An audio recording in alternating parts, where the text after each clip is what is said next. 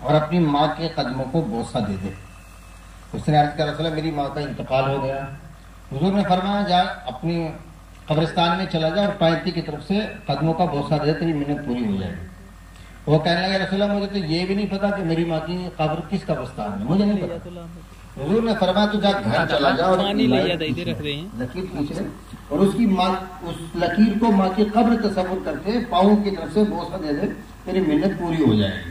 اب یہ حدیث ہے, یہ رسول اللہ کی بات ہے, کسی ملا کی بات نہیں ہے. تو معلوم یہ ہوا کہ جب اصل نہ ہو تو نقل بنا لو, اصل نہ ملے تو نقل بنا لو, اور نقل بنا کے اس کو بوسہ بھی دے دو. یہ رسول بتا رہے ہیں.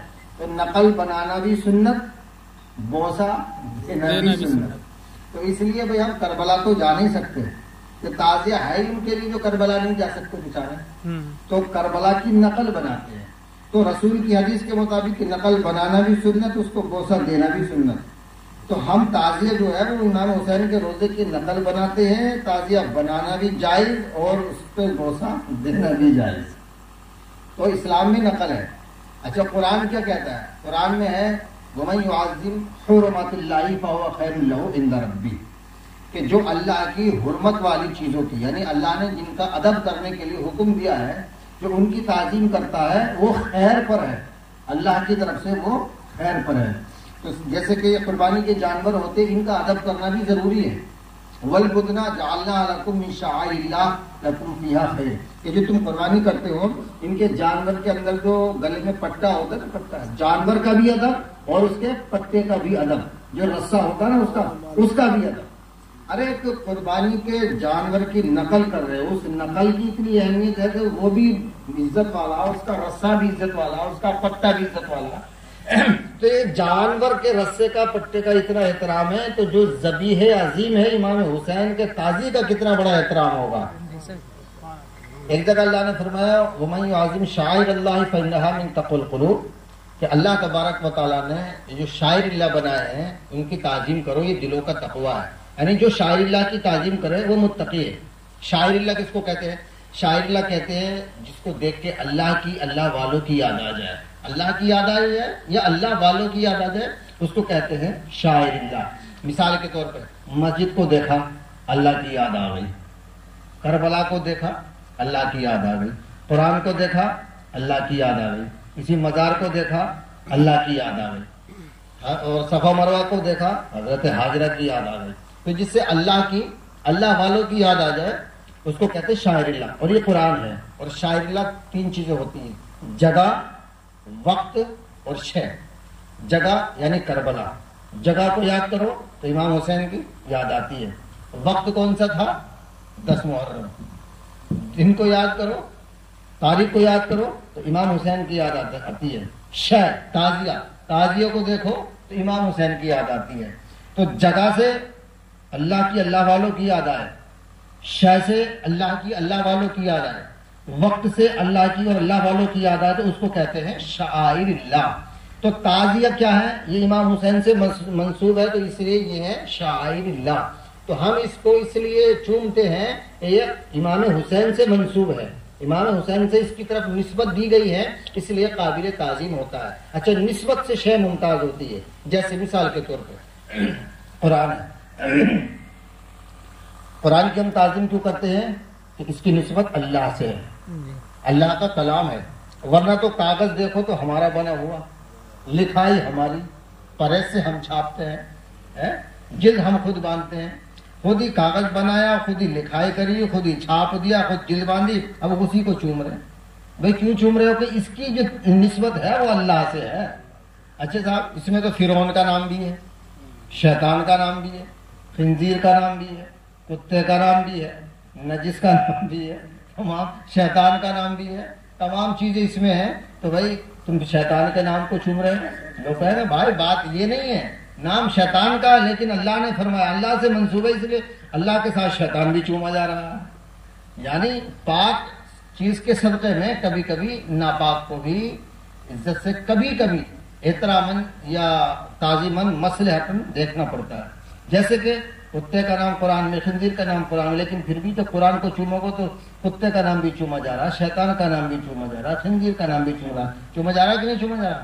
تو سامعین محترم، اسی طرح سے لوگ کہتے ہیں صاحب کاغذ تمہارے ہیں، پنی تمہاری ہے، بانس تمہارے ہیں، رسی تمہاری ہے، بنانے والے تم ہو، تو ٹھیک ہے، تو بنانے والے ہم ہیں، تو قرآن بھی تو تمہیں نے بنایا ہے، یہ کاغذ بھی تو تم نے بنایا ہے، روشنائی تم نے بنائی ہے، لکھائی تم نے بنائی ہے، خود بنا کے خود ہی چوم رہے ہو، اس لیے کہ اس کی نسبت اللہ سے ہو گئی۔ تو تعزیہ بنایا ہم نے ہے لیکن منسوب حسین سے ہو گیا، تو ابھی ہمارا نہیں، حسین کا تعزیہ، حسین کا تعزیہ سمجھ کے ہم چوم رہے ہیں۔ اس لیے تعزیہ بنانا بالکل جائز ہے، گلی گلی گھمانا جائز ہے، اور ایک طرف کا منڈا ہوا ڈھول بھی بجانا جائز ہے، قرآن سے ثابت ہے اور حدیث سے ثابت ہے۔ سامعین محترم، ہم اس لیے تعزیے کو گھماتے ہیں تاکہ آنے والی نسلوں کو پتہ چل جائے کہ یزید ظالم تھا، یزید آتنکوادی تھا، یزید دہشت گرد تھا، یزید خراب تھا۔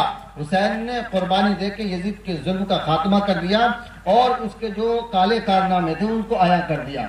سامعین محترم، لوگ روکتے ہی اس لیے ہیں کہ یزید کا پردہ فاش نہ ہو۔ حسین کا تعزیہ نکلے گا تو اپنے پرائے ہندو مسلم سکھ عیسائی سب پوچھیں گے بھائی آج کیا معاملہ، کس کا تعزیہ؟ کہ حسین کا تعزیہ۔ حسین کا تعزیہ کیوں نکالتے ہو؟ کہ کربلا کے میدان میں یزید نے ظلم و ستم کر کے 3 دن بھوکا پیاسا کر کے ان کو شہید کر دیا تھا، آج ہم ان کی یاد منا رہے ہیں۔ تو لوگ کہیں گے یزید بڑا خراب آدمی تھا، وہ بھیجو اس پہ لعنت۔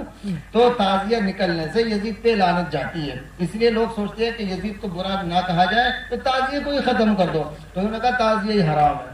میں گارنٹی کے ساتھ پوری دنیا کو چیلنج کر رہا ہوں آپ کے نیپال میں کہ کوئی بھی پوری دنیا کا ملا مفتی، چاہے وہ کعبے کا امام ہو چاہے مدینے کا، یہ نہیں دکھا سکتا قرآن میں کہ تعزیہ حرام ہے۔ قرآن بھی چھوڑ چلیے حدیث میں دکھاتے ہو نا، قرآن میں دکھا سکتا ہے تعزیہ حرام ہے نا، حدیث میں دکھا سکتا ہے تعزیہ حرام ہے۔ تو عزیزان ملت اسلامیہ، نسبت سے شے ممتاز ہوتی ہے، اور اگر تعزیہ حرام ہے ان کے بقول تو پھر تراویح بھی حرام ہے۔ تعزیہ حرام تراویح بھی حرام۔ اگر تعزیہ حرام تو چاروں امام حرام، امام اعظم ابو حنیفہ، امام شافعی، امام مالک، امام احمد بن حنبل، یہ بھی سب حرام۔ 6 کتابیں ہیں مسلمانوں میں حدیث کی جس کو سیاست کہتے ہیں، وہ بھی حرام۔ اگر تعزیہ حرام تو جلسے جو لوگ کرتے ہیں، آج جلسہ دستار بندی ہے تو جلسہ دستار بندی بھی حرام۔ یہ جو رسیدیں چھپوا کے چندہ کر رہے ہو یہ بھی حرام، موبائل بھی حرام، مائک بھی حرام، پھر تو پتہ نہیں کیا کیا حرام ہو جائے گا۔ عزیزان ملت اسلامیہ، تو تعزیہ حرام نہیں ہے، جو اس کو کہتے ہیں وہ خود حرام ہے۔ اس سے بڑی کوئی بات ہے؟ بڑی ذمہ داری کے ساتھ کہہ رہا ہوں۔ تو آپ لوگ تعزیہ بنائیں، تعزیہ نکالیں، حسین حسین کریں، اور اللہ تبارک و تعالیٰ کا شکر ہے کہ جب ڈھول میں ڈنکا لگتا ہے تو لوگ کہتے ہیں یا حسین یا حسین، حسین زندہ باد۔ تو آج بھی الحمدللہ حسین کا نام ڈنکے کی چوٹ پہ بلند ہو رہا ہے، کوئی نہیں کہتا یزید زندہ باد، حسین زندہ باد۔ اور آج کل کا ملا کیا روکے گا؟ جب 1400 سال سے آج تک نہ روک سکا، یہ تو حسین کی کرامت ہے، حسین کی کرامت کو کوئی روک سکتا ہے؟ مفتی فتویٰ لگاتے لگاتے مر گئے، حرام کہتے کہتے مر گئے، جہنم میں چلے گئے، لیکن تعزیہ کل بھی نکل رہا تھا، آج بھی نکل رہا ہے، کل بھی نکلے گا۔ کونین میں بلند ہے رتبہ حسین کا، کونین میں بلند ہے رتبہ حسین کا، فرش زمین سے عرش تک شہرا حسین کا، بے مثل ہے جہان میں کنبہ حسین کا، سلطان دو جہان ہے نانا حسین کا۔ بدعت جو کہہ رہے ہیں عزائے حسین کو، کھاتے ہیں ایسے لوگ بھی صدقہ حسین کا، کیا کم یہ معجزہ ہے شہ مشرقین کا، دشمن نے خود بلند کیا سر حسین کا۔ حسینیت زندہ باد، تعزیہ زندہ باد، فقط السلام۔